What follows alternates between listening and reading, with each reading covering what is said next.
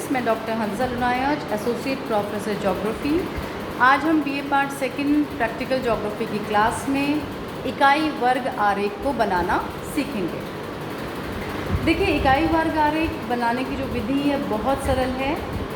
इस आरेख में हम एक उचित इकाई मानकर आरेख को बनाते हैं। तो चलिए हम एक डायग्राम के माध्यम से इसको समझने का प्रयास करते हैं, एक सवाल के माध्यम से इसको समझने का प्रयास करते हैं। देखिए, सवाल ये है कि निम्नलिखित आंकड़ों को इकाई वर्ग आरेख द्वारा प्रदर्शित कीजिए। भारत में अनाजों का उत्पादन 1978-79 में कितना था, वो इस टेबल में हमें बताया गया है। अनाज है, उत्पादन जो है वो मिलियन टन में बताया गया है। अनाज चावल का उस समय उत्पादन हुआ था 53.5 मिलियन टन। फिर है गेहूँ का उत्पादन हुआ था 35 मिलियन टन। ज्वार का उत्पादन है 11.5 मिलियन टन। मक्का का उत्पादन है 6.5 मिलियन टन। बाजरे का उत्पादन है 5.5 मिलियन टन और जौ का उत्पादन है 2 मिलियन टन। अब देखिए, हमने ये सारे आंकड़े एक क्रम में सेट हैं। अगर सवाल में आंकड़े एक क्रम में सेट नहीं है, जैसे पहले कोई बीच में ज़्यादा आ गया, फिर कम आ गया, फिर वापस ज़्यादा आ गया, तो हम क्या करेंगे, पहले एक क्रम में सेट कर लेंगे, जैसे कि ऑलरेडी सेट आंकड़े हैं। ओके, अब एक इकाई वर्ग आरेख बनाने के लिए हम पहले एक मापनी मानेंगे। हम ये मान लेते हैं कि एक इकाई वर्ग, हम इसको देख लेते हैं कि हमारा एक इकाई वर्ग दर्शाया क्या, कितने के बराबर होगा, 1 मिलियन टन के बराबर होगा। ठीक है, तो एक इकाई वर्ग यानी जो छोटा सा है, इस चावल का अगर हम एक इकाई वर्ग लेंगे छोटे वाला, वो क्या दर्शाएगा, ये छोटा वर्ग दर्शा रहा है 1 मिलियन टन अनाज। ठीक है, हमने मापनी मान ली।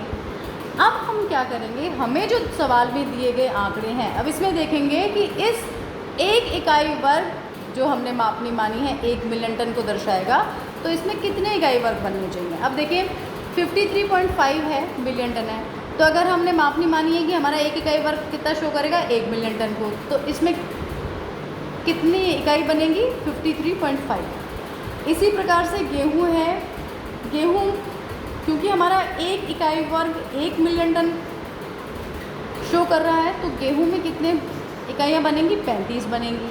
इसी प्रकार ज्वार का 11.5 मिलियन टन उत्पादन है, लेकिन एक इकाई वर्ग के अनुसार 1 मिलियन टन जो मापनी मानी है उसके अनुसार इसमें कितनी इकाइयाँ बननी चाहिए, 11.5। इसी प्रकार मक्के की हैं 6.5, फिर 5.5, फिर 2.5। ओके, अगर यही चीज़ हम 2 मिलियन टन मानते हैं तो इन सबको हम 2 से डिवाइड करते जाएंगे, फिर जो रिज़ल्ट आ जाएगा वो हमारी वर्ग इकाइयाँ आ जाएंगी, सब इतनी इसमें वर्ग इकाइयाँ बनेंगी। अब आपने मान ली, ये अपना सब आ गया आंकड़ा कि इसमें इस पर्टिकुलर उत्पाद में इतनी इकाइयाँ बनेंगी। अब हम क्या करेंगे, सबसे पहले हम चावल को लेते हैं। अब चावल में हमें कितनी इकाइयाँ बनानी है, 53.5। तो देखिए, इसमें हम वर्ग की भुजा आपको पता है समान होती है, तो हम मान लेंगे कि आधा सेंटीमीटर क्या एक वर्ग इकाई वर्ग बनेगा। ठीक है, अब हमने इसमें मान लिया ये आधा सेंटीमीटर। अब क्योंकि वर्ग की भुजा सारी समान है, तो हम इसको ड्रॉ करते जाएंगे। ये देखिए इस तरीके से, ठीक है, इसको ध्यान से देखिएगा, आपको फिर पूरा डायग्राम ड्रॉ करना है। ये एक इकाई वर्ग हो गया। ओके, इसी प्रकार फिर दूसरा बना लेंगे अपन, ये आधा सेंटीमीटर, ये ऐसी हमें कितनी इकाइयाँ बनानी है, 53। एक लाइन में अपन बनाते जाएंगे। ये इस तरीके से टोटल हमें 53 इकाइयाँ बनानी है, तो इस तरह से हम इकाइयों को बनाते जाएंगे। और लास्ट में देखिए, ये जो चीज़ हमें बता रही है 0.5, अब 0.5 को हम क्या करेंगे कि हमने जो आधा सेंटीमीटर माना है उसका भी आधा कर लेंगे, ये वाला हिस्सा 0.5 भी हमारा 0.5 आ जाएगा। इस तरीके से लास्ट में ही छोटे वाला हम बना लेंगे। ठीक है, तो ऐसे हम इकाइयाँ बनाएंगे कि आपको चावल में इस प्रकार से 53.5 इकाइयाँ बनेंगी, गेहूं के अंदर 35 इस प्रकार के 35 वर्ग इकाइयाँ बनानी हैं। ज्वार में 11.5 इस प्रकार की 11.5 इकाइयाँ बनानी है। मक्के में 6.5 है तो इस प्रकार से 6.5 बनानी है। और बाजरे में 5.5 इकाइयाँ बनेंगी तो 5 इसी प्रकार से 5.5 बनानी है।